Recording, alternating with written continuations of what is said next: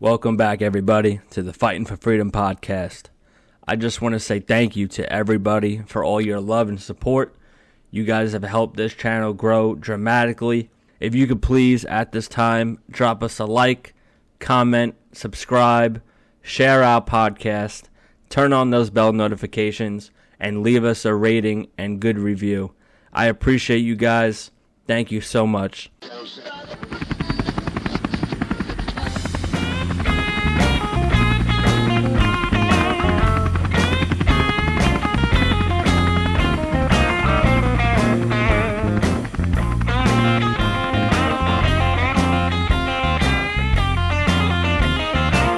Fighting for freedom, one podcast at a time. Good evening, good afternoon, and welcome to another episode of the Fighting for Freedom podcast. I am joined by a very special guest today, Matt. How you doing, Matt? I'm doing good, man. How you doing today? Good, brother, man. Thank you so much for coming out. Thank you so much, giving me the opportunity to hear your story, hear your wisdom and the experiences you had. So I kind of want to get to the basics, Matt. How did you find out about the military? What persuaded you to want to join the military? Biggest thing growing up for me, one, I remember getting picked up from school on 9/11. Because in elementary school, it was Grandparents' Day, and we had a bunch of Vietnam veteran and Korean War veteran people in the school going to talk about their life story, going absolutely ballistic because they wouldn't let them come talk to us. But they knew something was going on, so eventually someone got a hold of a TV and turned on the news, and we all saw what was going on in New York that day. And that kind of just, clicked in my head a little bit, this isn't right, what's going on? And so then I got kind of, obsessed from a real young age of that event and what we were doing to respond to it. And then grandfather and uncle decided, hey, let's start showing him war movies. Oh, okay. And so I just got infatuated with it to the point where I just knew when I was in high school, I was like, I don't care about college, SATs, whatever. I'm going straight to the military as soon as I get out of here. So right out of high school, you joined the military? I did. So my 17th birthday, actually the day before, it was my 17th birthday was on a Friday, my senior year of high school. I told my mom the night before on Thursday, I was like, hey, can you take off work tomorrow and I not go to school and we go to the recruiting office first thing in the morning? Yeah. But I'm 17, I done my research. And what's funny about that is I remember being a freshman in high school, and I'm a big C's get degrees kind of guy. Yeah, so 100%. I was just getting through high school. I wrote a letter to the Army when I was 14 asking if they could waive me and join me sooner. And so... did it work out? No, absolutely. I did get a letter back, though, from someone, I guess, around D.C. Oh, really? And what was funny was they kept my contact, my whole phone number, and my address. Oh, you were a recruiter's dream. So they were like, oh, God. The night before I turned 17, after maybe about 10 minutes after I talked to my mom about doing this, I get a phone call on my home phone, and it says, U.S. Army recruiting. And I was like, huh. Answered it. Hey, can I speak to Mackenzie Jameson? I was like, yeah, this is him. Hi, we're interested. We want to know if you would be interested in joining the U.S. Army after you graduate this year. And I was like, funny enough, I plan on coming when you guys open at 9 a.m. tomorrow. Wow. And they're like, yeah, you turn 17 tomorrow. I'm like, how do you know that? I'm like, we have this letter that you wrote 3 years ago, and it was forwarded to our office, and we've had it for 3 years on the bulletin board. I'm like, okay, that's kind of weird, but hey, sure, I'll be in first thing tomorrow. And a week and a half later, I was through MEPS, and I was on the delayed entry program. So when you went to the recruiting office, did they actually have that letter? They did. They showed me the copies. It was the same letter that I got back from the Army, except at the bottom of it, it had my home telephone number, my address, zip code, all that stuff. That would have been cool if it was the actual letter that I wrote. Right. Yeah. I'd be like, yo, listen, I'll sign this contract, but I want that letter back. That was 3 years. Can you imagine? Because every tour, for a C dude, it would be 3 years, right? So when they got that letter and they sent it to the recruiting office, that recruiter was like, shit, I have to pass this off to the next guy. I'm missing out on a body right now. Right. But I am curious. You said, war movies definitely helped influence you. I don't care who you are. Everyone loves war movies. Absolutely. What's your top? You're gonna ask me my top. You can give me top 3 if you want. I would have to give you a top 3. Okay, give me top 3. Black Hawk Down. Oh, hands down. 100%. The Outpost. Okay. I absolutely love that movie. I have one in my mind that I'm hoping you say. That I want to hear. And for me, because I watched it a lot growing up, Saving Private Ryan. That's what I'm talking about. Yo, so that was the movie for me too, because kind of like the same concept, right? Like, we had this really nice house like up in the mountains, and one night it was just really dark and raining, and so we had surround sound with a huge TV, and we were watching Saving Private Ryan, and I was maybe like 10 or 12 at the time. But when I seen one of the actors with his jacket and it said Brooklyn, New York on the back, I was like, Right. okay, I guess I'm going to join the Army. But, I went the other route and ended up joining the Navy. I just think that's actually a crazy story, how you actually, like, joined the military. That's wild. So you go through your delayed entry program, and then after that, what happened? So let me backpedal just 1 second. Yeah, no shit, I do. So when I was joining, I was 17, had to get parental consent. Yeah. So my mom was all for it. My dad was like, I'll sign if you are picking an MOS or a job that is going to benefit you in civilian life. Yeah, I hear that a lot. Like my great uncle, when he joined the medical field. He ended up being like a John Hopkins doctor, and so I had that in my mind, and I was like, yeah, I'm going to go be a combat medic. And I was like, I'm going to do like what Uncle Art did. My dad was like, absolutely, I'll sign off on that.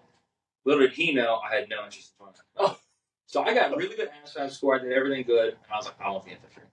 But my dad already signed off, so I was doing paperwork. Shit. So I faked my father out, and I signed up for the infantry. And I just called my dad the next day, and I was like, hey, I'm enlisting. He's like, cool, did you get combat medic? I was like, no, I joined the infantry. He's like, you are the stupid piece of shit. He's like, you're going to regret this.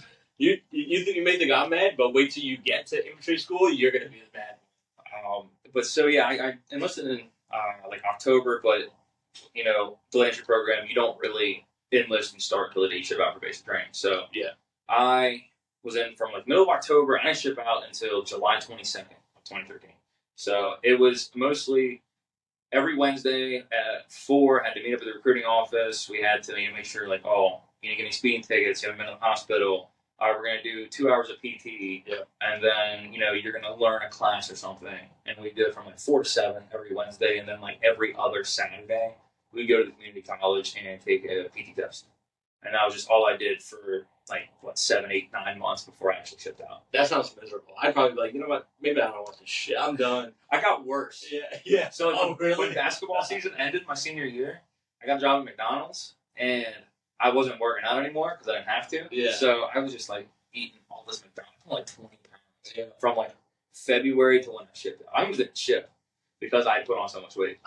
Dude, that same shit happened to me too. Because like you're like, I'm joining the military. Like I'll lose weight. They're gonna make me lose weight, right? Right. So me and my family went on crazy vacations and all inclusives, and I definitely gained weight. And I said this earlier, but like when I went to like the hotel that night before they like put you on the bus and throw you at the airport, my recruiter walked in and he was like, "Hi," and I'm like, "What?" And I didn't get to eat breakfast that day. He gave me ice cubes and was like, "You're too fucking fat." I was like, "Oh, dude, fuck." But yeah, I mean, I guess that happens with everybody, Some people can eat whatever the fuck they want and they don't gain a pound. Oh, dude. But then there's the normal people in the world who, Yeah, I smell a milkshake and I put on 2 pounds. Yeah, my ass jiggles for a week. Yeah. Shout out Adam Sandler. I love that. Best comedian out there. That dude. I actually seen him live. Really? Yeah, I seen him live in Wells Fargo. My wife bought me tickets for my birthday, and we went to Wells Fargo, and it was a surprise. Right? I didn't know, but I knew. So I had my Bobby Boucher jersey on, and then I put on a shirt over it. So we get to Wells Fargo, and she's like, "Do you know what we like?" And I was like, "Oh my god, no clue." I finally got to the stadium, and then she was like, "Adam Sandler." And I took off like my overshirt and showed her my Boucher. She's like, "How the fuck do you know?" I was like, "It's Adam Sandler. You don't think I know? If he takes a shit the wrong way, it smells different. I don't know about it." She was like, "Fuck." So anyway, we get into the stadium, and they were good tickets, right? But they weren't like the best. It wasn't like front row. So we were like kind of like on the glass of like the hockey stadium. So we were maybe like 40, 50 yards away. And these comedians came on, prior to Adam. And I was like, I got to fucking piss. And I don't know who this guy is up right now. So let's go pee, grab a beer, and we'll come back just in time for Adam Sandler. All right. So we go, we take a piss, we get a beer. As I'm walking back, never forget, there was like this curly-headed dude. And he walks up to me and he goes, "Do you want a free seat upgrade?" And I was like, yeah. And he was like, "All right, you two, follow me." Okay. So I'm like, half drunk, walking down the stairs. It's my fucking birthday. excuse me, and he walks us up to the front row, and he hands the tickets to the security guard. Security guard goes, "You two, come with me." And I was like, "Oh fuck, I'm either going to jail or I'm gonna have a really fun night. Either way, they're gonna be really fun, right?" So he walked us up to the front of the stage, front row, center row, right in front of Adam Sandler. I can count his fucking nose hairs. And I got to see Rob Schneider, Kevin James, and Adam Sandler all perform that close to me. That's amazing. You think that's amazing? This is even better. So as the concert's going on, Adam did this one thing where he'd take a flashlight and turn off all the lights in the stadium. And he would shine a flashlight at people in the audience. And the first person he shined his flashlight on was me and my wife. And he sang me and my wife personally a song for about 45 seconds. One word from that song for $1 million, couldn't fucking tell you. Because I was losing my mind. I was going crazy pants off, dance off. But it was one of the best experiences of my life. And it was phenomenal. Anyway, getting back to you and us, right? So when you finally get to your infantry school, like what is that like for you? Are you like, this is gonna suck, or are you like mentally like preparing yourself? So like mentally, I felt like I was there. Like I was ready to rock and roll, but I let myself go. So physically, I was not ready. So I didn't know about this. So, I showed up to basic training, and I'm thinking, it's you got 10 damn seconds to get off my bus. Yeah. So we show up. It's like midnight because I flew into Atlanta and missed the bus down to Benning. And so then I had to wait for the next one. It was like midnight by the time I get there. Well, then no one told me that, you're going to sit in reception for a little bit of time. And, pretty much everything that it matters, you're going to do on a grander scale with a lot more wait time. Mm-hmm. So I'm doing that for 11 days. And people are mentally breaking just during these 11 days. Just dropping. And there's a few people, already putting on suicide watch, just mentally breaking down because it's a lot, 2 to 3 hours of stand in this line, do 10 minutes of get your hearing checked, and go stand in this line for 2 to 3 hours, do your vision, go get lunch, come back for 11 days straight. Yeah. So people are already mentally just losing it. So then I'm just sitting there and I'm like, dude, no one told me about this. This isn't basic training at all. And the drill sergeants are they're yelling, but it's not like what you saw in movies or Full Metal Jacket. I'm like, I don't really know what's going on. And then they're 4 a.m. the next morning, get all your stuff. You guys are going to your real basic training site, and your real drill sergeants are coming to pick you up. And I'm like, oh, okay. Yeah. Now it starts. And then that was when we got on the bus. They put our head down and our bags, and they drove us around Fort Benning for an hour and a half. So I guess to confuse in case you wanted to go AWOL and try and run out, you didn't know where you were going. Okay. Which is funny because we were only maybe a half a mile from reception in the entire time. Yeah. But no one knew it. When you finally go outside and it's you're like, whatever. Yeah. But yeah, that was whenever I was on my first sergeant's bus. Dude had I don't know, he must tore his vocal cord, I don't know what, but the entire time he sounded like Batman the entire time. So it was just angry, roided Batman started screaming to get off this bus and get off the bus, and that's when you see the 40 drill sergeants, yanking people down by their bags, smoking people left and right. We had to go across this rock pit where we ended up doing PT every morning. It was these smooth pebbles or whatever, and even if it's only maybe 25 yards, it could have been the daggone beaches of Normandy that morning. I was just shell shock and controlled chaos at its finest. Yeah. And then that was when it was the real what did I get myself into? Yeah. And then it was just nothing but a smokeception for 8 hours that day, which still one of the funnest times of my life. Looking back, while you're in it, it's oh my gosh, this sucks. Looking back, I would do it again in a heartbeat. And then I remember that night they were in the event of a fire or the fire alarm, this is what you do and where you go. And I'm be kind of funny if someone pulled the fire alarm tonight at 1:30 in the morning. Guess what? Fire drill. And then we got smoked for the next 4 hours. And then I was just cool. Here we go for the next 3.5 months. Let's do it. Those are some of the best, worst experiences of your life.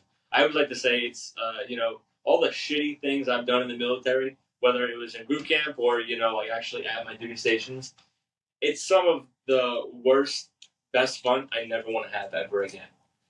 So, let me one up you. Yeah, I've done basic training twice. How? So I got out for more than 5 years, and when I came back, the 5 years is the cutoff, so you have to redo basic training.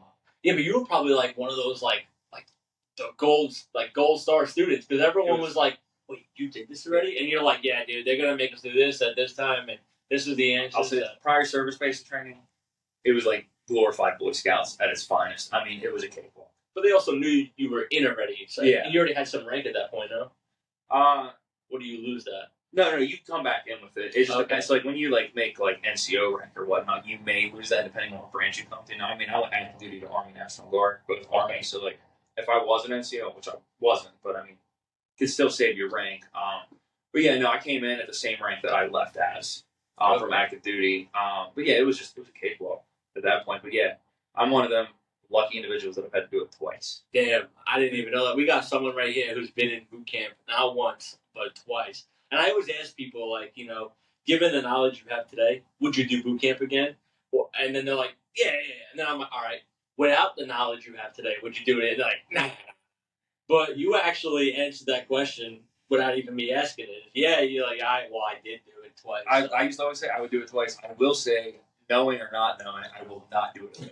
Yeah, I'm good. I mean, I won't even do it a second time. I'm good. That was just not my cup of tea. You know what I mean? Everywhere I went, I got made fun of. Not for, you know, anything like, you know, physically, but it was just the way I talked. They just let me have it in English all the time. Because they would, like, make me say words, just laugh at me. And I'm like, yeah, I get it. I fucking talk different. But it's not, I don't talk different. You talk different. You know what I mean? Yeah. I had, like, one other New Yorker, but he was from Jersey. I mean, you know, that's our sister. He had a little bit of an accent, but not like mine, not as thick. So they would kind of, you know, like leave him alone, but they would just single me out every morning, you know. Chief would come out with his cup of coffee, and he'd just make me say words for like 10 minutes. And I was like, this is fucking stupid. So I mean, my first name, I mean, I go by Mac, but it's Mackenzie. Yeah. So imagine getting that going into infantry school back then when it was just all males. Yeah. So, yeah, I had the worst time of my life. And I also had caught acute bronchitis midway through, maybe like 2/3 of the way through. And it was funny because, like, I had it so bad, but I was one of the people, like, you know, you get told you go to sick call, you're not going to graduate, all this other kind of stuff. So I just dealt with it until I graduated. Yeah. But I ended up, my voice got so raspy, I could mimic the first sergeant perfect. Did you ever say? So on our to graduate, one of the last things I do to graduate through infantry training of one station unit training there at Fort Benning is you have to do a 12-mile road march, 35 pounds of gear, and it's where you like we have a stairway that has just these hills. It's like this and this again. Like if you're leaning over with that weight on, you could almost daggone touch the right in front. It's that steep. The entire time, one of my drill sergeants the entire time was like, you better be quoting Batman this entire road march or I'm going to smoke the dog piss out of you. So there I am the entire time just Batman quotes every 3 to 5 minutes. Anything I can think of. Yeah. But it ended up being funny because at the end, whenever we got our cross rifles and had like the big bonfire, the warrior ceremony is what they call it. That's when you get to like do your impressions of the drill sergeants. My one drill sergeant comes up and he goes, if you do not go up there and do the first sergeant, you are in trouble. Yeah. I was like, fuck you. It's like, drill sergeant's one thing, first sergeant's a little different. I was like, all right, hey, you know what? What's the worst that's going to happen? I do push-ups. All right, I've been doing them for 3 months now. Yeah. Let me just go ahead and do it. And our first sergeant had this like hard-on for like Nike combat boots for some reason. Okay. And so it's like, all right, I know what I'm going to talk about. Okay. And I'm just like giving the worst sales pitch for Nike combat boots. And in the middle of it, I hear, this man for doing me. And I'm just like, oh, I'm in trouble. And then at the end of it, he was like, that's probably some of the funniest things I've ever heard in my life. Like, you get a pass. And I was like, huh, thank goodness. And he's like, yeah. But if I catch you doing it again, you're in trouble. Yeah, it's fair. Yeah. And he would have too. Yeah, no, 100%. Because we were in that time frame of like, they weren't allowed to put hands on you anymore, but like, if you got that out of line, you might get caught putting some hands on in the back way, like so. Yeah, because I saw that like day 3, and that was also the next like, what did I sign up for? Yeah. But well, you got to think times like when you joined compared to times now, everything's completely different. Oh, absolutely. Right. There's a lot of things that are different from then till now. Do you have any comparisons or any? Well, as someone who's done it twice. The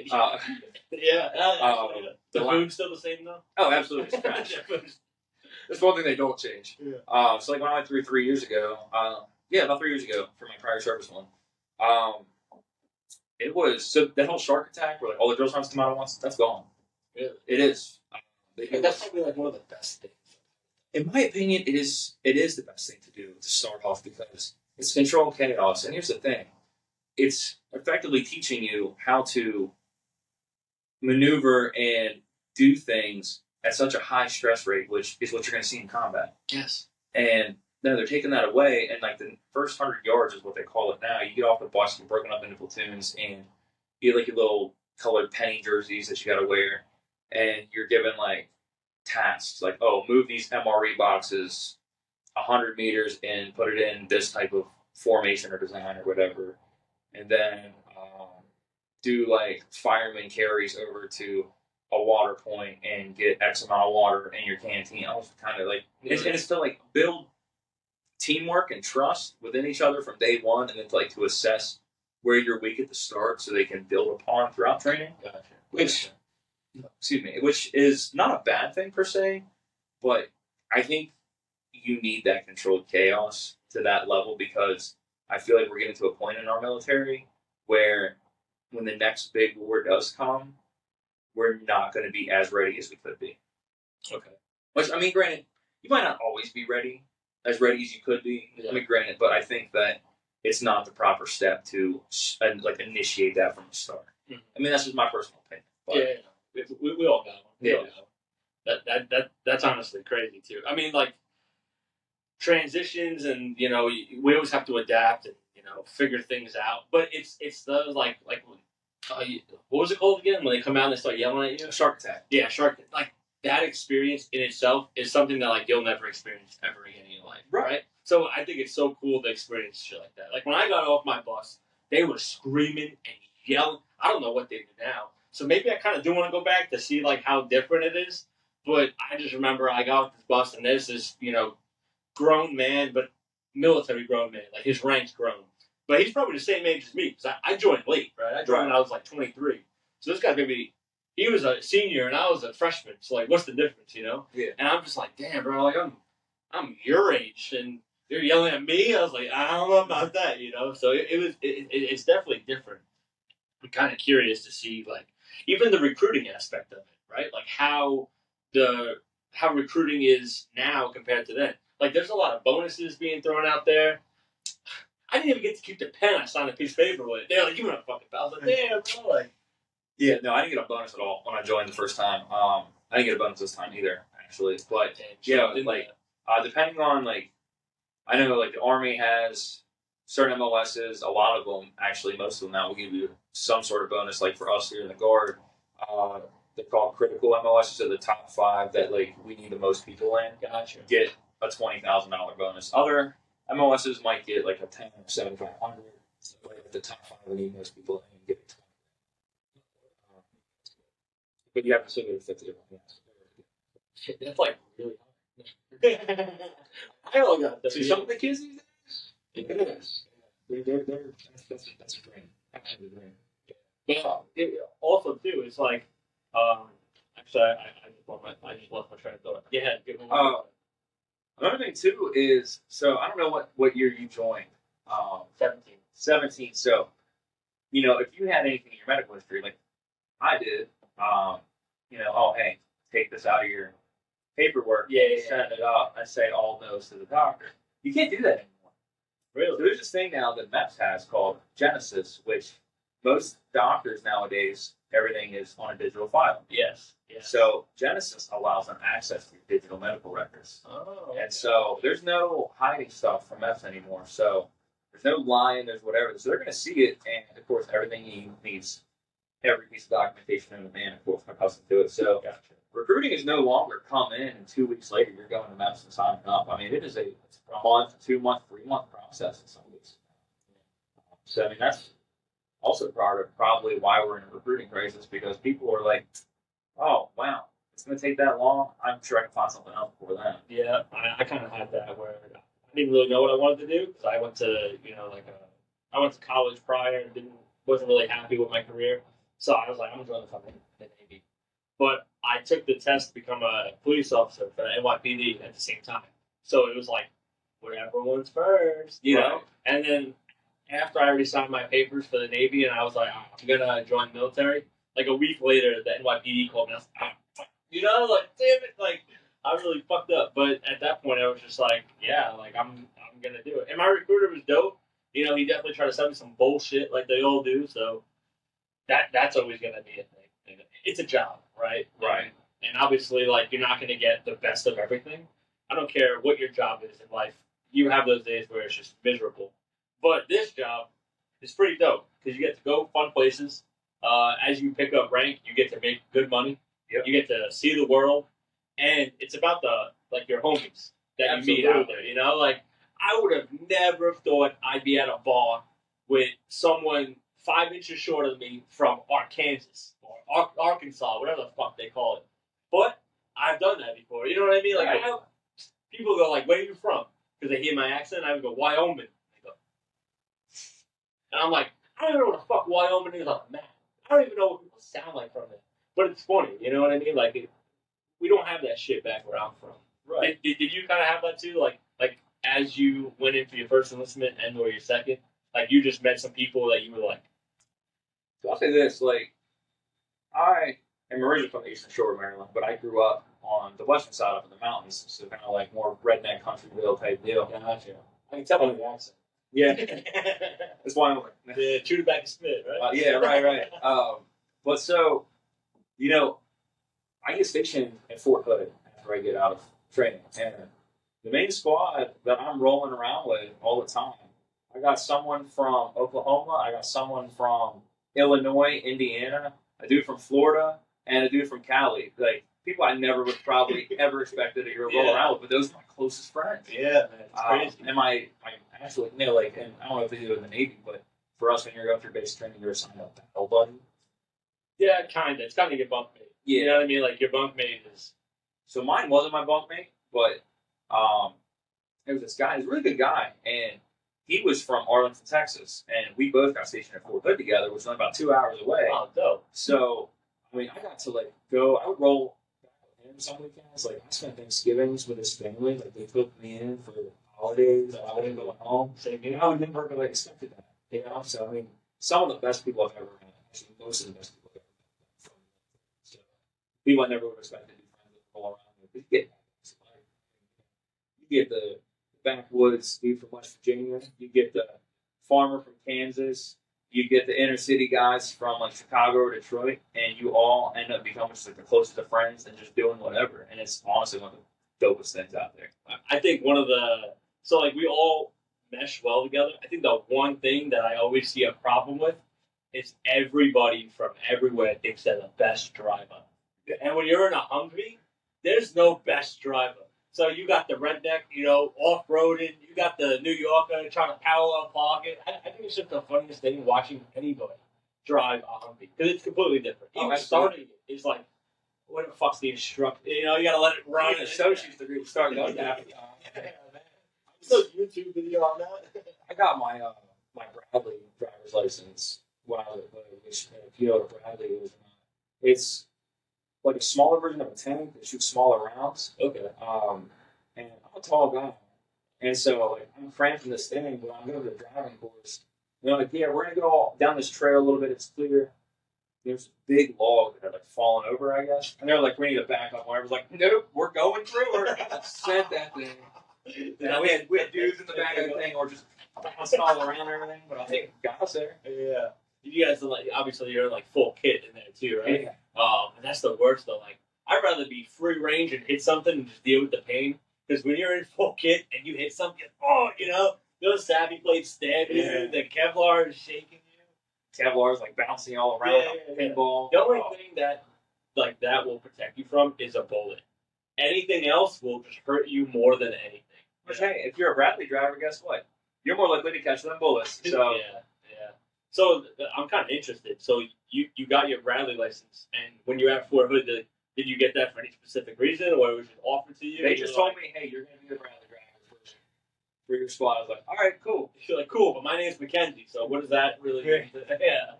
And I just did the course, and then after I did the course, I never drove Bradley again. Oh, well, that's tough. At least you got a little. But I was in charge of PMCSing thing. What's that? Preventative maintenance on it. So and motor pool Monday, every Monday we had to go to motor pool and like make sure everything was working on it. I didn't know what I was doing, so I was like, no faults. Every single time. You're like, I've been there. Tire pressure. What's tank? Doesn't have time. yeah. Like I'll still check these boxes. I'll sign off on it. Yeah. Father, he didn't really know half the time. I mean, he just signed all of it. I think go back and boss it through. I said, "Oh, that one." I think it's a tank. It's supposed to like get hurt. It'll be fine. Right. As long as there's gas in it and it turns on, we're good. Right. Yeah. If not, we should probably go tell somebody. Yeah. And they'll tell us it's our fault. We got to fix it anyway. So, did you do anything else there that you like to share? Or when you left there, what did the Army have for you then? I actually didn't finish my first contract at Fort Pitt. Not. I mean, it's my past. I'll own it, but like not something I'm proud of. It's probably the second biggest thing I regret is I let a woman dictate what I was going to do with my career and my life. So she was like, "Hey, if you don't find a way to leave the Army, I'm leaving you." And I was like, "All right, cool." I'm sitting there Googling for like 2 days straight, like, how do I get out of the military without like screwing up my life? Yeah. And it was like, "Oh, hey, failed to PT test." I was like, "Oh, okay." So then I just failed to PT test. That's something I'm proud of. I mean, That's okay. So thank you for sharing. But I mean, I'm sure there's people. oh, the first thing I regret was also because I originally signed up when I had a airborne ranger contract when I first signed up, and she was like, "I don't want you to do that." So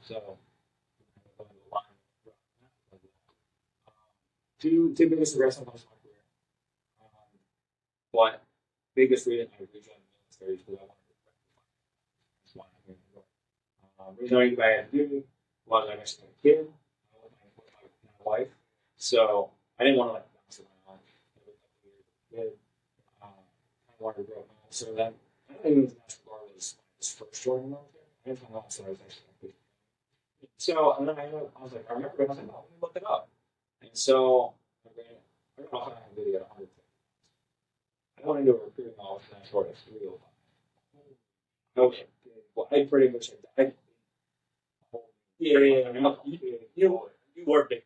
Yes. I was number one on the yeah, so like I went in there and I was like, "Hey, I'm going this, that, and the other." And my recruiter looked at me, and the first thing she said was, "You got to wait." Yeah. Like, I just want to know like what are my chances? Like, here's my story. She's like, "We'll find a way to get you in, but you need to lose the weight." So 11 months to the day, I dropped 106 pounds. I came in at 199, and my max weight was 200. So I came in at 199, and I enlisted. So they were like 200.3. You take your shorts off. You're like, all right, I made it. Right. We're in. Yeah. So I rejoined, and it's funny that they're like, "Hey, condition of you rejoining, you got to pass a PT test." So I'm like, I was gonna say, yeah, funny. Stick it to me. Yeah, passed it clearly because I got in. So yeah.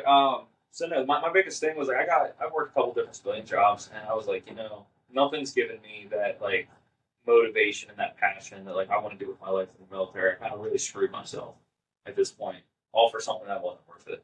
Yeah. So I was like, I really want to start rectifying my mistakes and making amends in my life. So yeah, that's why I joined the Guard. And honestly, granted, leadership's different for everybody. Communication's different for everyone. I did not have a good time in Fort Hood. So to me, it was also like, hey, a win-win to get out. Guard has been night and day for me. Like, I've absolutely enjoyed everything I've done with the National Guard. I've been active duty in the Guard pretty much my entire career in the Guard, which also kind of works out. I've also got that active duty retirement. Yeah. And, we bill it, it's 1 weekend a month, 2 weeks in the summer, but we have a lot of people that actually work full time for it as well. Yeah. It's all volunteer basis, right? For like after your minimum, isn't it? Yeah, so I mean, yeah, it's all volunteer regardless, and like you have to like apply like a regular job to do it full time. Oh, okay. Like I came in after I got out of my prior service training or whatever. I wasn't even back home in 2 weeks. So, granted, my civilian job because that's okay. You're in the military. What are they going to do? Right, fair. I'm saying got you back. Thank you, Sarah. Yeah. Yeah. So like when COVID hit, I was working as a corrections officer. And so I left corrections and started. I was working in a warehouse as like a liaison or whatever, like corporate, like deliveries and all that kind of stuff. Scrappy job, hated it. But I left when all my training came down, and they were opening up this like 1,000,000 square foot facility, like right by my house, versus going 10 minutes down the road. You know, that was a bigger drive. I was like, hey, bigger building, bigger job. Let me put in for this like assistant operations manager. Well, I get it. I was like, oh, cool. The same day I got it was January 6th, 2021, when all this happened. And I was just, I'm watching it, and I'm like, yeah, about to be like, hey, thanks for the job offer, but I don't have anything to start for it. Sure enough, a week later, we're all doing security down in DC. So did that throughout the whole inauguration. It's cool. You know, they bill like, oh, you know, they might come back and try and storm again, or there might be riots, all sorts. So we don't know what we're going to do. No one's ever fought the Capitol building before, besides like the Revolutionary War. So, like, we don't know what we're getting into, essentially. So it's just kind of like every day, like, what are we doing? What's going to happen? What's going to happen? Biggest thing we saw was on inauguration day, a Christian group across the street with a megaphone, and then one on our side of the street, and they just kept like trying to talk over each other, so they just started shouting at each other. But the ones next to us, outside of where we were operating, was so funny because they were like, "I want to take a minute to thank the National Guardsmen down here for keeping us safe, protecting our country." I'm like, "You know, buttering us up, making us feel really, really good about ourselves." I'm like, but y'all are gonna go to hell too, because y'all are a bunch of liars and fornicators and chronic masturbators. And he looks over at me and goes, "That's fair." Yeah, that's fair. Well, we got the last part right, so yeah. And then after that, just always sticks out in my head. After that, though, we you know, COVID was still a big thing. We brought out the COVID mass vaccination sites. We went 30 states to do National Guard led with like FEMA and other medical agencies like giving out COVID vaccine shots. So they were like, "Hey, anyone want to like help out with that?" And I'm like, "Better than what I do at home, sure." So then I got to do that for another 8 months. Really? So then I come back to I was all over the state for that, which is kind of cool. I mean, it's not like you get to go all across the country seeing places, but I mean, still, it was cool. I mean, active duty line, per diem line, can't beat it. And so then I come back to my civilian job, and I finally like take in this new like operations management type role, and then I get a phone call like 3 weeks later as my recruiter. I was like, "Oh, hey, what's up?"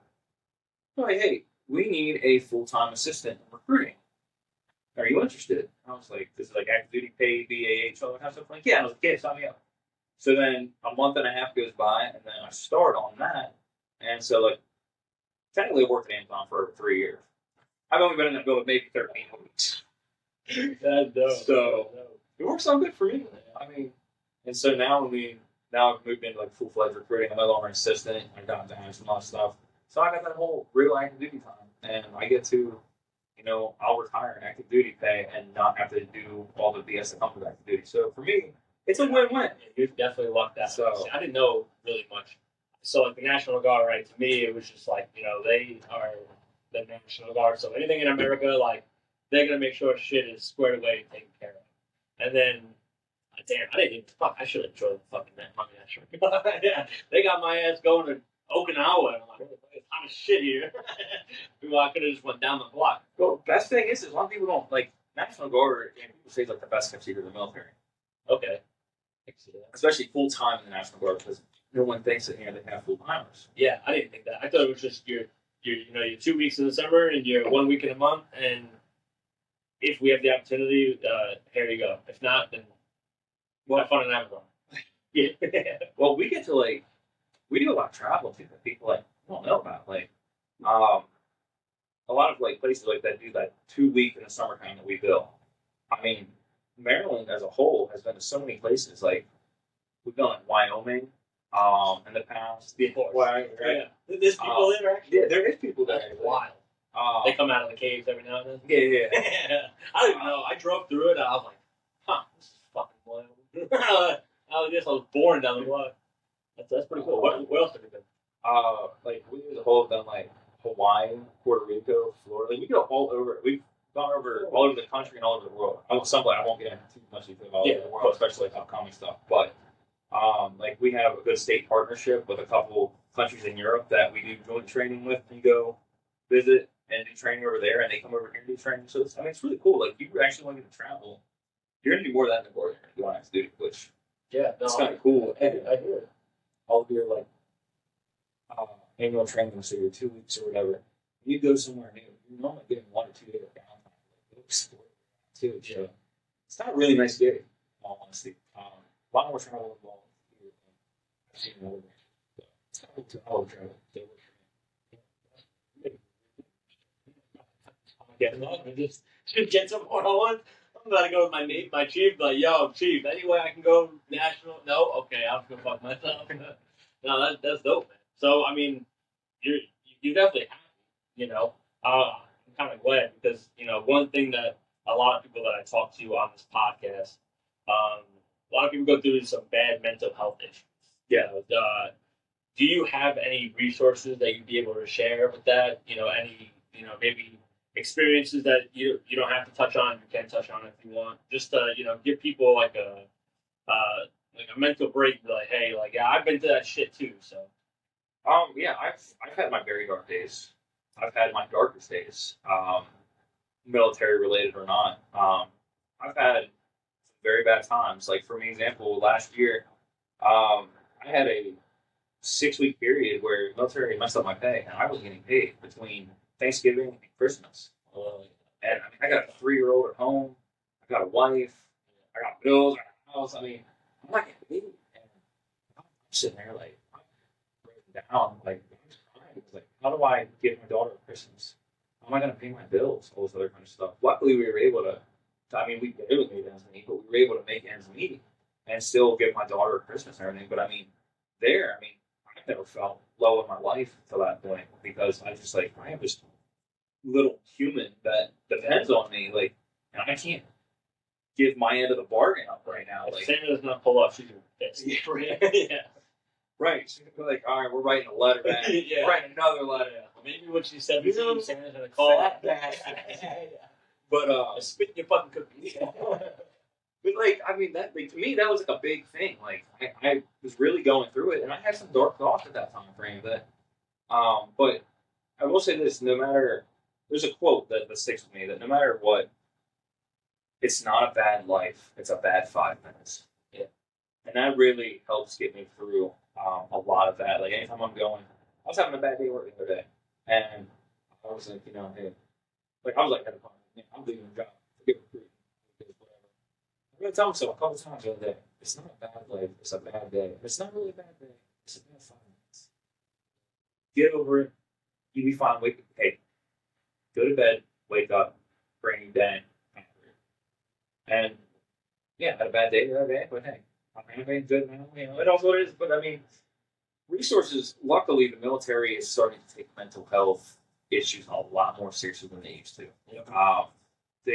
It's not anywhere where I think it should be, but it's a lot better than what it was like when I first joined 10 years ago. Yeah.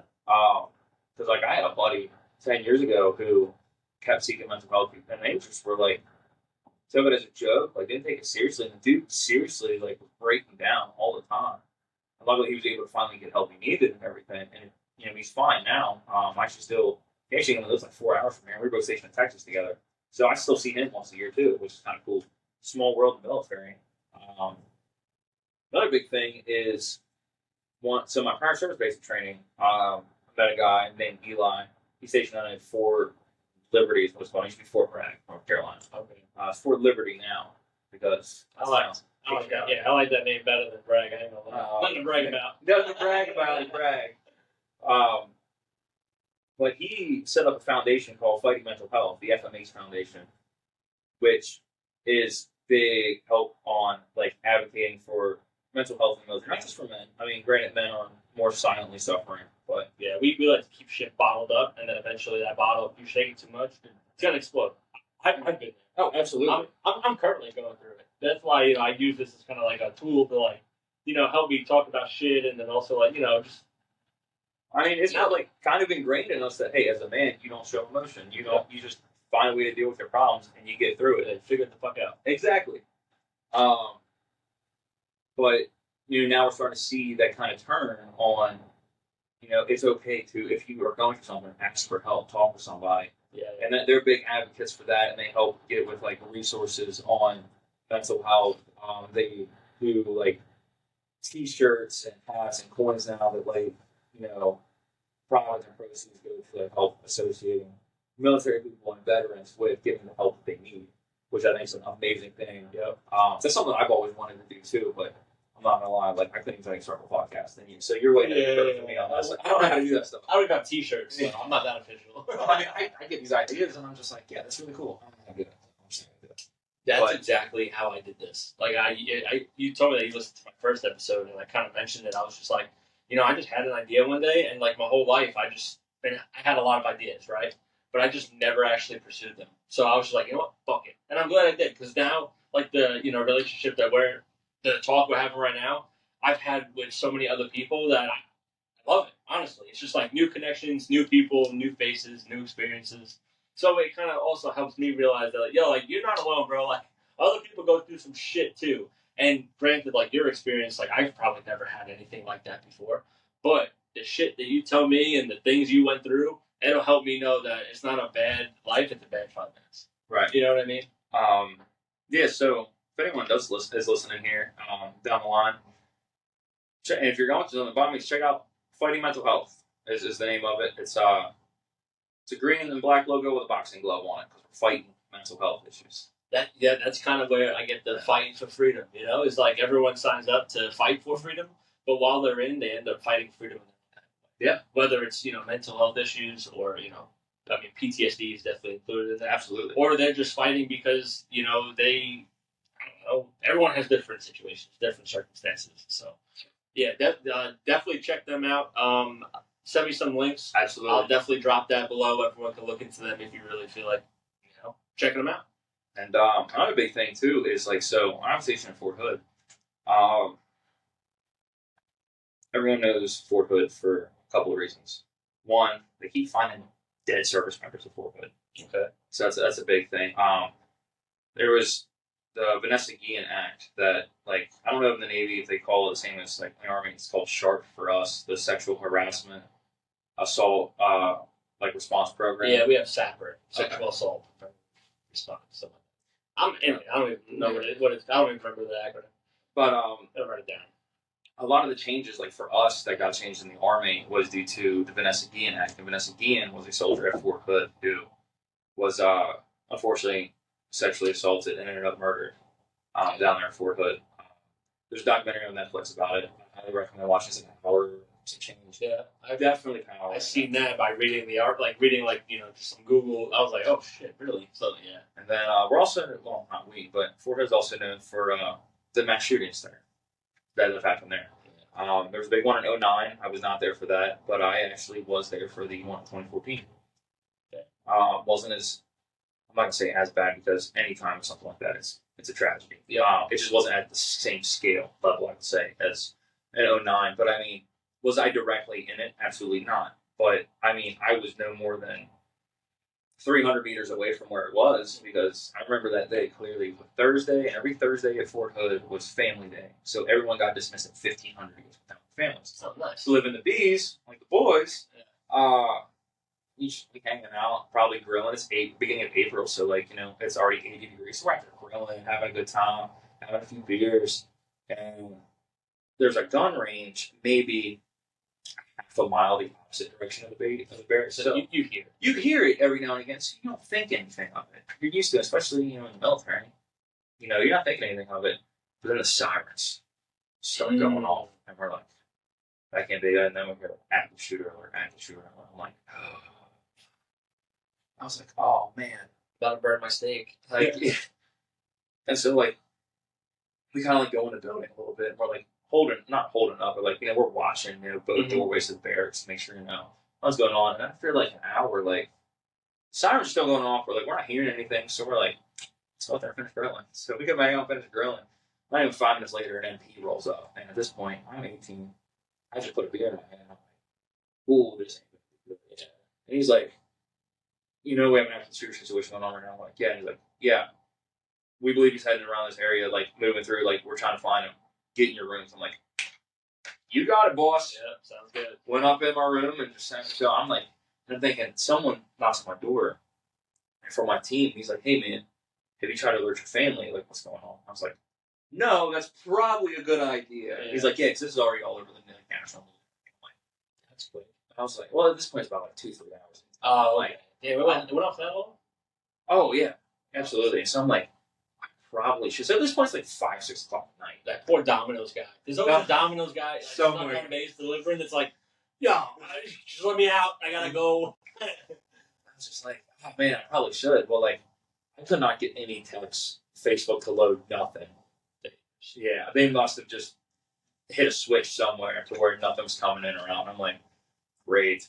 And so, like, we're waiting. Eventually, it's like 1 in the morning. And so, granted, I live in the Bees. I only keep, like, bread and peanut butter in my room at any given time. Yeah. So I'm, like, really getting kind of hungry. And we finally, my squad leader comes by with our captain. He's like, "Hey, situation's over with. Go get some food. We're going to have a late call. No one's coming in until lunch tomorrow. So 12 or 1300. Just being, uniform. Go get some food. Try and get some sleep. Talk to your family and your loved ones. Let them know you're all right." So, yeah, of course. So, like, I go to Taco Bell because I was like, what better at 2 o'clock than Taco Bell? Nothing. So I go get Taco Bell, and it's right off the gate, too. Like, Taco Bell knew what they were doing with that location. Absolutely. Especially that night. Yeah, slam. I mean, I didn't get back to my room until like 3:30 in the morning, and I was like, I should have talked to my family. And I was like, they're all probably asleep, so I'm sure they're asleep. Yeah. So I was like, I'm fine. There, I didn't even say anything. I didn't even put a Facebook post up, so like no one knows if I'm alive at this point. Can you imagine like mark myself safe during that? Yeah. Mark safe during. Yeah. Oh gosh. Yeah. But so I get up. I mean, 8:30. Like I didn't sleep long. And I look at my phone. I got like 112 missed calls, like over 100 text messages, Facebook messages. Right. So I was like, why the hell is my phone blowing up so much? I was like, right. I forgot. So then, like, telling my family, I call my mom, call my dad, and I was like, hey, I'm alive. Sorry. They like must have cut communications and I wasn't able to reach out. I'm safe, alive, yada yada. I put a Facebook post on there. I was like, hey, to anyone that might have been concerned, I'm here, I'm alive, no issues, don't ask me for more details, whatever, keeping it real, obseccy. Yeah. And then I was like, and I told a couple friends, and I was like, if anyone else is asking, I'll just disperse the info. Like, I'm not trying to do this to 80 different people. Yeah. I was like, so we got a whole bunch of stuff we got to get through today. And then I just remember they had a barracks. All they did that day was we're checking everyone's cars for weapons, and we're checking everyone's rooms for weapons. That's all we did that Friday. And I was like, all right, cool. And I remember because that was also the weekend that Captain America Winter Soldier came out. And I had plans that night to go watch the movie opening night. And yeah, I ended up missing it.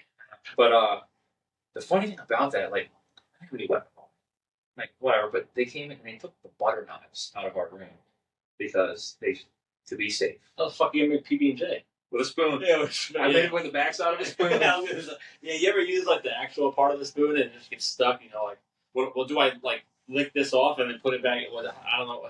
Help? What do I do? But yeah, backside of a spoon. And then that was all I did that weekend. I didn't get to use Captain America that weekend, which was cool. Okay. That was my next question. Was did you actually? I got to go. I went Saturday. I got it. Okay. And then I remember the 6 out to my mom. My mom now craves prison. What did you do? You guys didn't work in the same thing? Oh, that's funny. I left my hometown.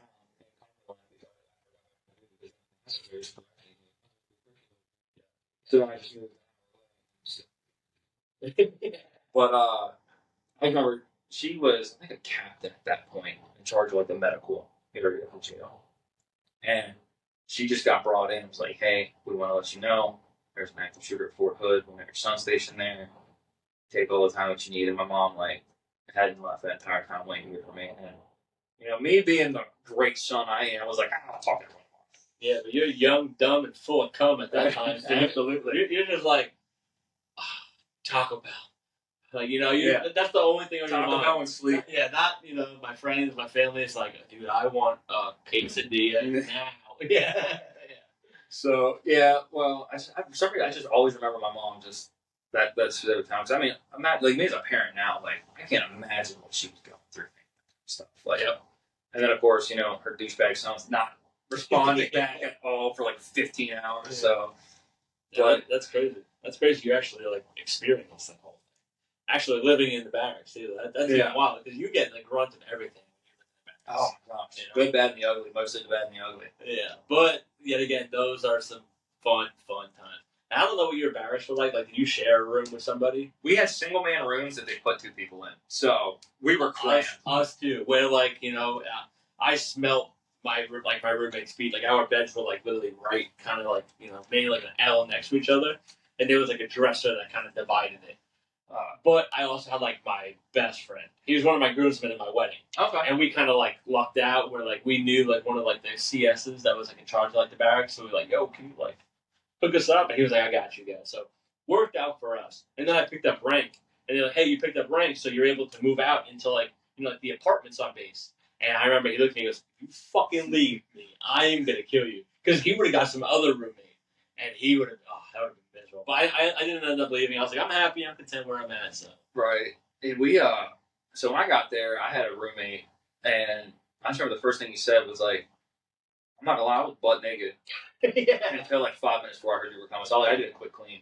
But like the way ours was set up was like you walked in, it was like the whole kitchen to the left, and the bathroom in the back left. There was a like a hole in the wall kind of thing for your bunk and your dressers and your desk. And then there was like the wall came out, and then it went back out. So it made this like deformed Y shape. And your closet was here right by the door. So like I could lay on my bed with it against the wall and not see or hear my guy, which was cool. Well, he ended up PCSing to Germany like 2 weeks later. But so I got like 2 or 3 weeks to myself, and I'm like, man, I'm living my life right now. Well, then I was like, oh well, hey, I'm living my life. I'm doing my last dude did. If I'm by myself, I'm buck naked in my room until I get a knock on the door, and I'm like, yeah, who is it? And he's like, I'm your new roommate. I was like, then I get him in there. This dude, never forget him. He was like from a small island in the Pacific. I guess he joined for the citizenship or what? I don't remember what the whole case was. He was on this little island. Wasn't American. Really funny dude, and like didn't know much about like America. Like he was just amazed by everything. Did he know English? He did. Okay, he didn't know English, but like the dude stunk. Yeah, so bad. Yeah. Like he. Now, granted, from where he was from, he was like, yeah, like we were lucky if we like bathed twice a month. So I was like, cool, you can do it twice a day here, dog. Like it's free. You show you how to do it. Yeah. Like, and I guess he didn't know what laundry was either. Yeah. So like his clothes stunk. He stunk.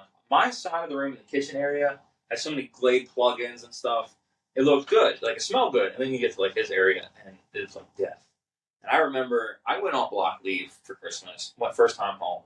Come back, and like the room just stunk to a heavens because I guess the Glade ran out. And so I was like, all right, first thing I'm doing, going to the PX, getting some Glade, and then come back. We had like room inspections, and they were like, James, why does your room smell so bad? And he wasn't in the room at the time, and I was like, I don't think I've seen him shower or wash his laundry since he got here.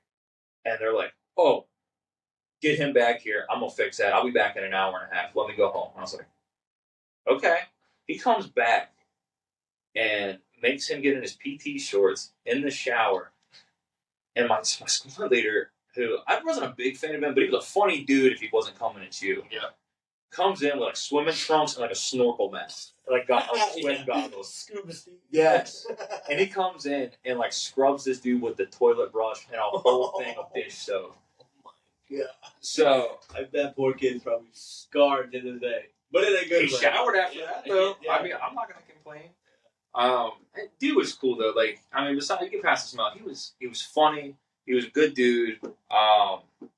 We would stay up like in the bees and like watch movies because like he never really had movies over there. So like, if it wasn't payday weekend and like the boys were going out, we would just like sit in my room and like we would watch movies. Yeah. I remember we were watching the Boondock Saints. Oh. It's like 2:00 in the morning.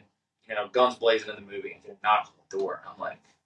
I look out, and it's Command Sergeant Major and the battalion commander, and I'm like, "Oh, this ain't good." I was on crutches at this time because I had broken my foot due to a pallet of Humvee batteries falling on me. So I'm like my crutch over there because I told him I was like, "Hey man, get the door," and he's like, off pants. I'm on crutches. Yeah. And he's like, so I crutch over there. And I opened the door, and I was like, oh boy. And, room attention, and then guy from then like, yeah, we heard some noise. I guess your TV from the hallway. We were just wondering, like, everything all right? And I'm like, yeah, we're just watching Boondock Saints. And I'm like, all right, he talks to us for a couple of minutes. Has me on my foot still, and he leaves, and Commissar Major's like, what part of the movie you at? And I'm like, oh, it's the final gunfight. And he's like, do you mind if I just like stay here for 10 minutes and then like head out? And I was like, I mean, I can't tell you no. Yeah. And as soon as like the movie ends, he's like, gentlemen, have a good night. I just walked out, and I was like, that's probably like the coolest experience I've ever had with a higher ranking person in my life. Yeah. He was just like, I don't want to do rounds right now. I'm just trying to chill. Let that guy go do the rounds. I'll be right here if you need me. That's dope. But did you ever show your roommate Saving Private Ryan? I did not actually. You did him wrong. You apologize to that man right now. Alibi, if you ever are listening, I'm sorry for not showing you Saving Private Ryan. I hope you watched Saving Private Ryan. Yeah, that was top 3. Big yeah, I know. That was top 3. I didn't have it on DVD though. I had the old 2-tape VHS. Oh, but I didn't have a VHS player with me at that point. So yeah, I didn't have it. I do own it now though. Don't worry. Yeah. Everything's digital. Yeah, dude, that pisses me off so much. Like, yeah, times change, right? We talked about that, and we keep touching on it. But doesn't it piss you off how you have so many good movies, so many good things, and you just can't watch them? Because like, how do I watch a DVD nowadays? You know what I mean? Like, do I need an Xbox? But then you put it in, and it's like, not Blu-ray, HD, TV. I'm like, what the fuck is that? I just want to watch, Jay Silent Bob. Last year, I grew up with my mom. I'm an only child. I have a 17-year-old sister with my dad, but opposite ends of the state, so I only see her every now and again. But so, like, my big thing was, like, I was a movie buff. Like, I had a collection of over 300, like, physical copies of movies. I ain't got no damn way to watch it now. Yeah. So, like, I ended up tossing them. I mean, granted, a lot of them, if they got Blu-ray, got like digital codes, so I was able to like cancel all these digital codes or whatever. Which wasn't bad. But like, yeah, I ended up throwing like some wine. Definitely got the VCR player before. Yeah, fucking. So then he's like, DVD either, and then like Xbox wise, like I got the new Xbox, but I got the just digital version. So like I had no way to watch anything. So I was like, I guess we're gonna just chuck this. I just chucked all my hard copies. Yeah, and then you go on like Amazon. It's the only place to get it. They're like rent for $4.99. The DVD was only $3. Right. I paid $5 to rent it. Like, this is some bullshit. Yeah, that's crazy. Well, hey man, I'm definitely I'm happy to have met you. Thank you so much for reaching out. It's honestly like this is dope. Thank you for welcoming me into your home. Of course. This is honestly amazing. I wish you nothing but the best. I do have one more question, though. Absolutely. I'm pretty sure everyone heard this and was like, how the fuck is that possible? And maybe they've been thinking it the entire time we've been talking, because I have. How the hell did you lose 109 pounds? So, yeah, there's got to be some backstory to it. So, what I did was I spent, like, maybe 2 solid weeks of, like, I like to call it paralysis from overanalysis. I'm taking in so much info, but I'm not actually doing anything with the info I'm getting because I'm just trying to like do so much research. Okay. It's kind of like sometimes like I'll go to the gym, start doing a gym routine for like 2-3 weeks, and then I'll find something I like better, and then I'll start that. I'm not getting any results because I just keep like analyzing stuff too much. But so I was like, all right, cool. Hey, how to lose weight? Drink a gallon of water every day. Cool. I can do that. Don't eat crappy foods like fast food. Don't eat sugary stuff. Don't drink sodas. And I was like, that sucks, but all right, yeah. But, like I was at a point where I was like eating a whole large Papa John by myself. Like, that sounds good as fuck. It is Friday. It is pizza night. Don't go to the one in Palm Buckington Pike for it. That's all I'll say. Nah, I had an issue with them last week, so I got some place over here called Heroes, where it's probably the closest thing I got to New York pizza. Okay. It's not that bad. If you're over there, give it a whirl.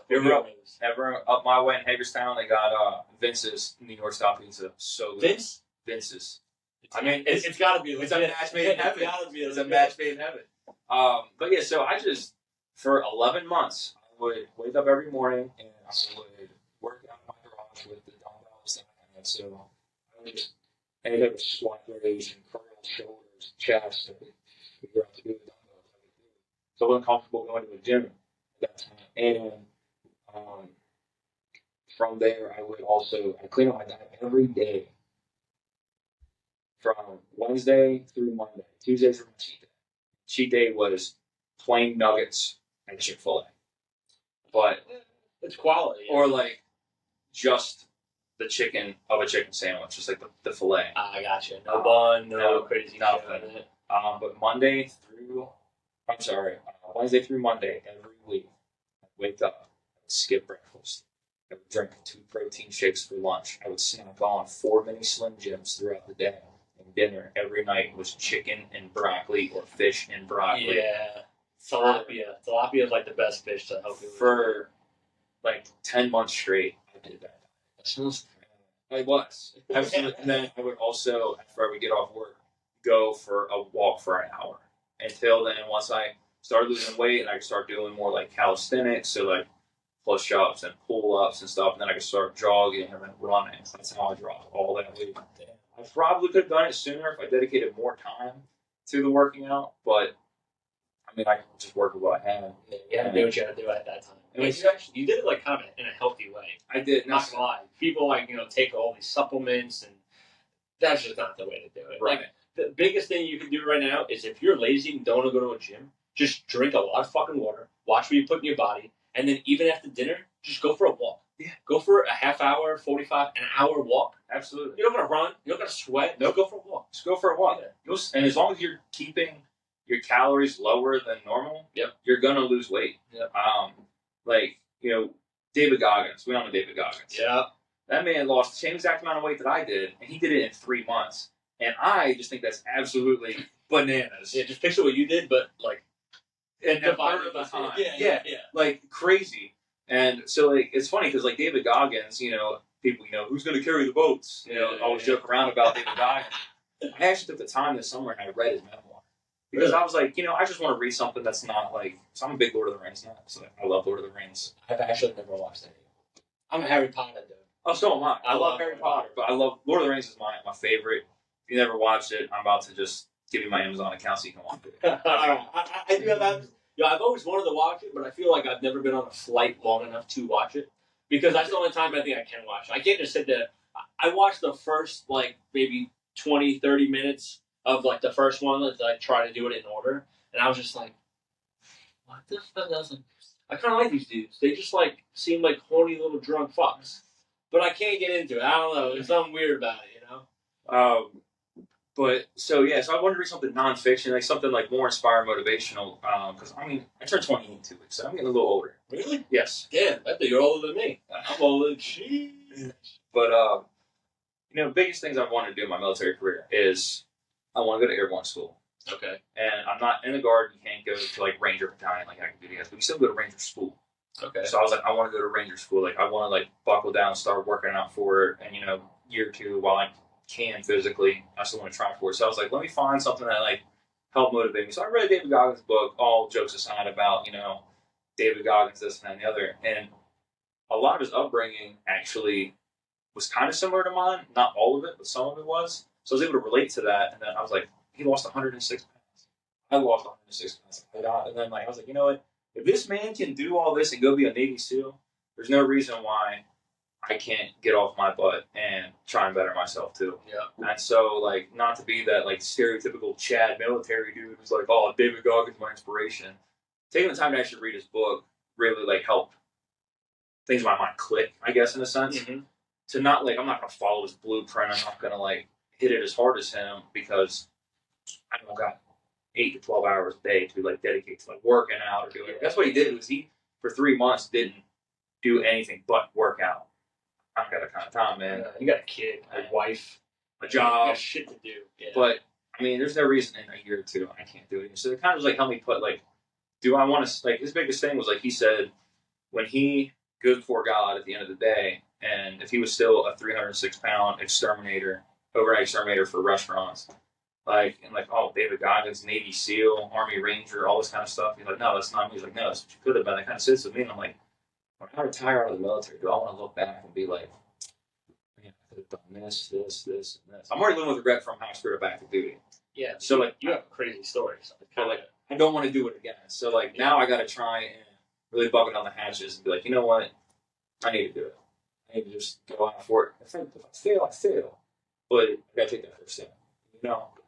So yeah, and my biggest thing too, if I can before we wrap up, if I just want to say to anybody, one, if they're considering the military, Tell them, let them know, man. if you're considering the military, and I'm not saying this as a recruiter, I'm saying this as a dude who's done it twice, who absolutely loves and adores it.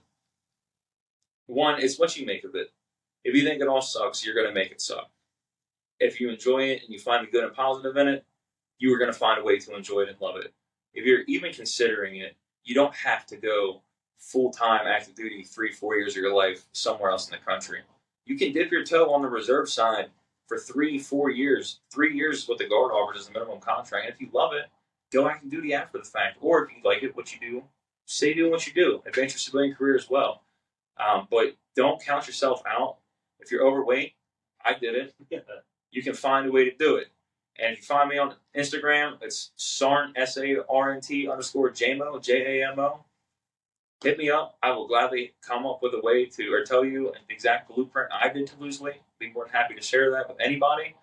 If you have questions about the military, by all means, ask them. But don't count yourself out. Don't sell yourself short. And biggest thing is, even at this point, I still get pride in wearing my uniform. Granted, I mean, sometimes I hate putting that thing on. Yeah, I love putting it on, but I love putting it on, but I love taking it off. Absolutely. I'm like, thank God, these fucking. To me, it's the equivalent of what a woman must feel like taking her bra off. Exactly. It supports them, it helps them, it makes them feel, and maybe it does something, makes them look better. But at the end of the day, they're just like, this shit. And it's so comfortable to take off at the end of the day. But I mean, even 10 years later, I still get that pride. Like, I might not see it every day when I put it on. I'm like, oh man, I gotta get in a pickle suit. This sucks. But I'm still proud to be doing what I'm doing. I love what I do. I love this country. I pray to do it for as long as I physically can. And if I physically can't, I mean, I will get to that bridge. This is something that I never thought that I would want to do a career in the military. But my heart's somewhere else. And if anyone has any interest in the military whatsoever, by all means, just do some research. I mean, you don't have to commit to anything. Do some research, watch some videos. If you like it, do some more research. The biggest thing I can advocate for is to do all the research you can before you make any type of decision. So, who knows? You might love it, you might make a career out of it. Or if not, hey, it's fine too. It's not for everybody, and there's nothing wrong with that. But it's the best brotherhood I've ever been. I've met the best people in my life. Got some new friends. And, the Army's, it's not our slogan right now, but the active duty Army's is be all that you can be. They brought the old school be all you can be back. Yeah. That's my favorite era of recruiting because those commercials, one, went hard. Yeah. But two, I mean, honestly, the military is be all that you can be. You can make or break your own career. If you want to go out and do everything, be all you can be. You'll find a way to do it. And that's just the best advice I can give right now. So I appreciate it, man. Is there anything, before I let you go, anything that you want to talk about or questions I didn't ask or anything you want to cover? Nothing that I can really think off the top of my head. Biggest question I got to ask for you is, because I know my answer to it personally for me, so for you, when you joined the Navy and you went with the Seabees, yep. What was that thought process of, like, you just saw a boat, like, absolutely not? Yeah, exactly. You have your different branches, right? I didn't know much about the National Guard. I didn't know a lot. I didn't know much about a lot of things. So there's what we call as like a full-time support, some shit like that. That's in the Navy as well, where it's kind of like the National Guard in a way, right? Where you're in the reserves, but you also have the opportunity to go active duty more than a reservist will. Mm-hmm. I didn't know anything about that. But I was like, join the military, now I got to pick a fucking branch, right? I was like, Marines? No, not going to happen. I ended up, falling into the Navy because I was like, that seems like a happy medium. Like sailors, I love the atmosphere around it. I had some family who was in, the Navy, so I was like, well, I guess, the Navy sounds good. But I ain't going on a fucking ship. The only ship I want to go on is like a cruise, right? 7-day vacation. So I was like, there's got to be something I can do. And like you said prior, make sure you do something that's going to benefit you. Actually, your dad said it to you, right? Yeah. So I was like, let me do something that's going to benefit me. So I wanted to be a nurse. Well, I was a medical assistant prior. Right. So I was like, well, let me go try to be like a medic or, a corpsman. And they were like, no, you're too qualified. Because the knowledge I had was kind of advanced in a way where they wanted to teach people from the basics. Like, this is how you do it. This is how it is. Because a lot of the shit that they teach is to, like, save you right then and there. And then, give you time to make it. For me, I'm like, oh, thanks. You know what I mean? So I was like, all right, I get why I'm too qualified. Then I was like, the Seabees, they do construction. They don't go on ships. And that's a trade. Yeah. Everyone needs a plumber. Everyone needs an electrician. Absolutely. Everyone needs, a welder. So I landed on a plumber because I was like, that sounds like a dope job. I'm about it. And I'm glad I picked it because, honestly, I love plumbing. It's so fun. So you can come help me in my house? Yeah, I got you, bro. Free of charge. The only thing I require is a beer and a slice of pizza. Oh, that's too easy. I want it from Vincent's. Vincent's Pizza. From Vincent's Pizza. No, that is. If you need help, let me know. As long as you're there to help me, I'll be all right. But, that's kind of how I fell onto it. And, plumbing is fun and all, but it's all the stories that come with it of being, down in a crawl space with your buddy, and you cut the wrong pipe, and there's just fucking water spraying, and you're soaked, and as long as it's just water. I mean, sometimes it's not. Sometimes lowest ranking got to put that suit on and hop into the septic tank. And I've definitely had my fair share of the shittiest jobs. But as you literally, know, yeah, no pun intended. Dude, they always say a plumber, don't bite your fingernails, shit rolls downhill, and paydays on Friday. If you follow those three things as a plumber, you'll be alright. So if you meet a plumber and he's biting on his fingernails constantly, don't shake his hand. Yeah, don't shake his hand, or make sure he got Purell on. Yeah. Or he's just too experienced, they doesn't fuck with shit no more. But anyway, yeah, that's kind of how I ended up on CVs. I didn't really know anything about it. My whole family was fleet and boats and shit. Right. Fuck that, dude.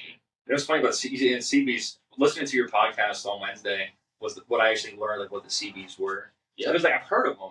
Every time I set up a recruiting booth or whatever, and anyone comes up and they're like, "Oh, I was in the Navy, I was in the CBs," and I'm like, "Yeah, man, cool, good for you." I'm thinking to myself, I need to research that when I leave here. But at the time the recruiting event's over or whatever, I'm still worried about getting home, getting some food. I keep forgetting about it. So I was listening. I was like, "That's what the CBs are." Cool, because I picked my branch of Army because parents told me no to the Marines. Straight up, I signed for maybe 17 during the Marines because my mom's ex-husband was a prior Marine and he was a douchebag. And so, yeah, I don't think Randy listens to the podcast, but hey, Randy, if you do, your ex-stepson here still thinks you're a douchebag. So that was out, and I was like, Air Force would be cool to fly. I was like, but I'd probably rather be on the ground. Yeah. Because I'm thinking, just in my back of my head is 9/11. I was like, yeah, I want to be on a plane. Yeah. And then I was like, I'm good. Navy, I was like, SEALs are cool, but if I don't make it through, I'm too tall to get in a sub. Yeah. And I was like, and two, and I was extreme claustrophobia. So, yeah, no. And then two, I was like, I went on a cruise once, right? Dope. Day 6. We've been on land half the time anyway, but day 6, I was cabin fever. Get me off this boat. I can't do this. I want to be off this boat. I want to be home. Okay. So I was, Navy. That's how I ended up joining the Army. Actually, that's how I just picked my branches. I was and I didn't know about the CBs. I didn't know anything about it. So I'm kind of glad you didn't pick it because we wouldn't be here today. Absolutely. You know what I mean? Everything happens for a reason. So. I mean, maybe we would have known each other because we probably would have been sitting. The CBs is such a small community. Yeah. We only have so many duty stations. So we're you don't make enemies in the CBs. Okay. Because you're going to see that person again. 100%. No matter where you go. If you stay in past your first enlistment, and so do they, you got to see each other again. And honestly, when I first joined, I was just everyone is out to get me. Just how anybody is. But honestly, man, the CBs is a fucking great community. All the higher ups, all of the chains I've had, they all had my back. Whether I noticed it now or I didn't notice it at all, they've always had my back. So I'm grateful for it. Should join the fucking National Guard though. I'm not gonna. When contract's up, I'll be here. Yeah. I'm hey, can Can I come with you next time you guys go? But no, hey, I appreciate the time getting to meet you today, talk with you, and everything. I really do. Thank you very much for the opportunity to talk with me. Of course, man. Hey, we started this with a handshake, but give me a hug. Absolutely. Thank you, bro. Absolutely, man. Of course, Thank you for having me. Until next time, guys. We'll catch you another pod. Views presented are those of the speaker, and the guest do not necessarily represent the views of the Department of Defense or its components. Neither the Department of Defense or its components bears any responsibility for the accuracy, legality, or content of the views discussed on this podcast. Now, without further ado, let's get into this.